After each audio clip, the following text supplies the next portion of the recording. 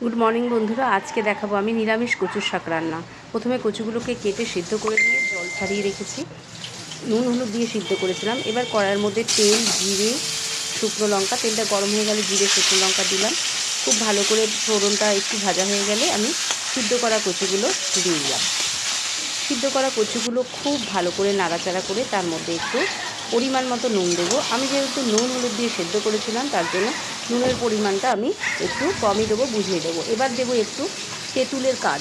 তেঁতুলের কাঠটা দিই, যত কচুই চুলকাক না কেন, যদি একটু তেঁতুলের কাঠ দিয়ে আমরা রাঁধি তাহলে একটুও চুলকাবে না।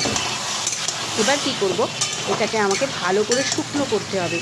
আর শুকনোটা খুব বেশি স্টিম দিয়ে করব না, কম স্টিমে শুকনোটাকে করব। এবারে খুব ভালো করে এটা ড্রাই করে নেব। যতক্ষণ না ড্রাই হয় আমি এটাকে নাড়াচাড়া করতে থাকবো।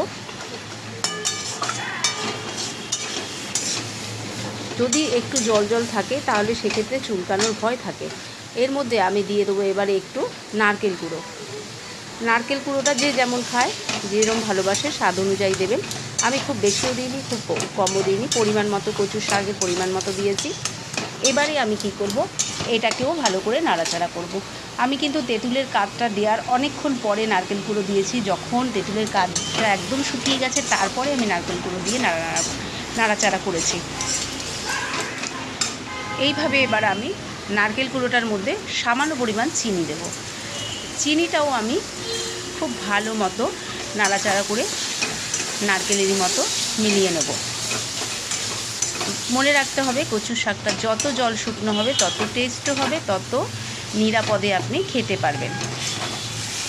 রেসিপিটা ভালো লাগলে শেয়ার করবেন, লাইক করবেন। Thank you so much.